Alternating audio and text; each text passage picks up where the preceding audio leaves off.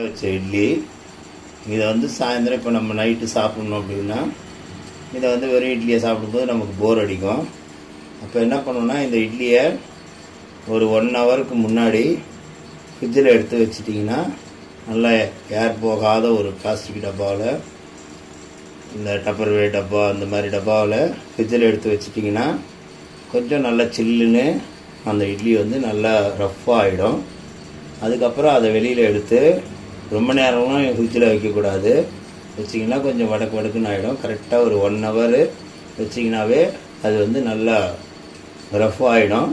எடுத்து இந்த மாதிரி நீங்கள் வெளியில் ஒரு தட்டில், இந்த கூலிங்கும் அடங்கிடுச்சு, நல்லா ரவா மாதிரி வரையாக இருக்குது பாருங்கள். நீங்கள் எடுத்து உங்களுக்கு பார்த்தீங்கன்னாவே தெரியும். இதில் கட்டி கட்டியாக இல்லாமல் இருக்கணும். அப்போ தான் நீங்கள் சாப்பிடும்போது நல்லாயிருக்கும் டேஸ்ட்டு.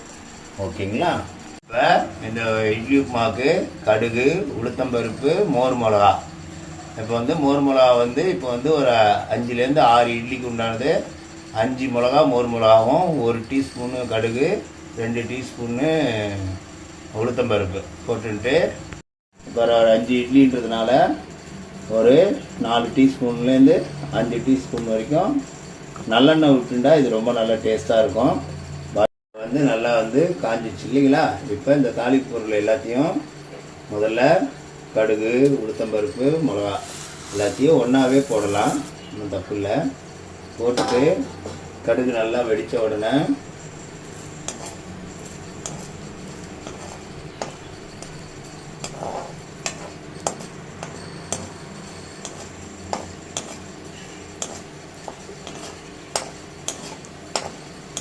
அந்த நல்லெண்ணெய் ஊற்றிக்கிறதுனால உங்களுக்கு வந்து எண்ணெய் நல்லா பொங்கி வருது பார்த்தீங்களா?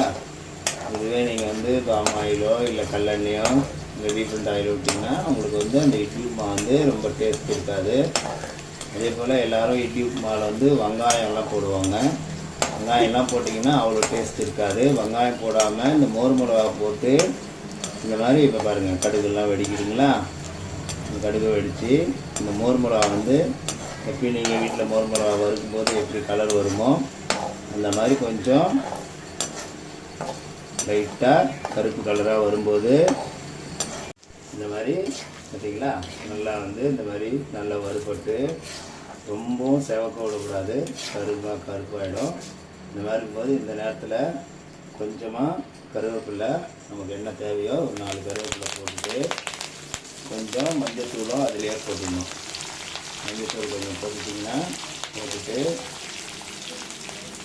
நமக்கு கலருக்காக அது மஞ்சள் தூள் போட்டுட்டு லைட்டாக அதை வதக்கிட்டு இப்போ இந்த பாருங்கள் எல்லாமே பதமாகிடுச்சிங்களா?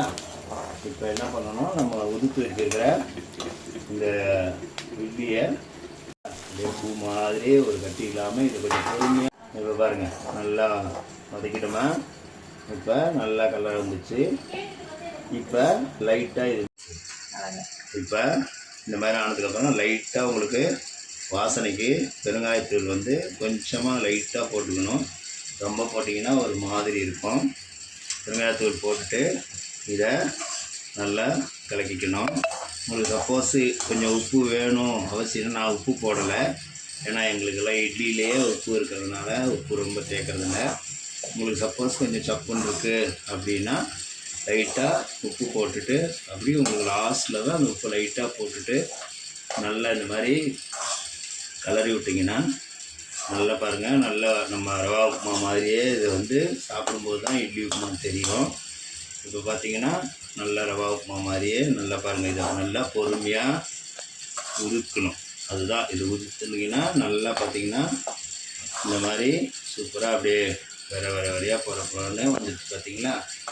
இந்த மாதிரி வந்துட்டுக்கிறப்போ ரொம்ப நேரமும் இதை வதக்கக்கூடாது. கொஞ்ச நேரம் வதக்கிட்டு அவ்வளோதான். இப்படி பண்ணிட்டு விட்டுட்டிங்கன்னா ஸ்டவ் ஆஃப் பண்ணிடணும். சிம்மில் வச்சு ஆஃப் பண்ணிட்டிங்கன்னா கொஞ்சம் நேரம் கழித்து எல்லாருக்கும் நீங்கள் அதை பரிமாறலாம்.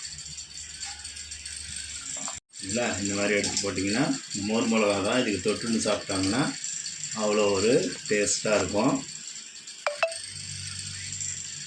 இந்த கருவேப்பிலை வாசனை, இந்த பெருங்காய வாசனையோட இப்போ இதை எடுத்து சாப்பிட்டோம்னா சும்மா சாஃப்டாக இருக்கும்.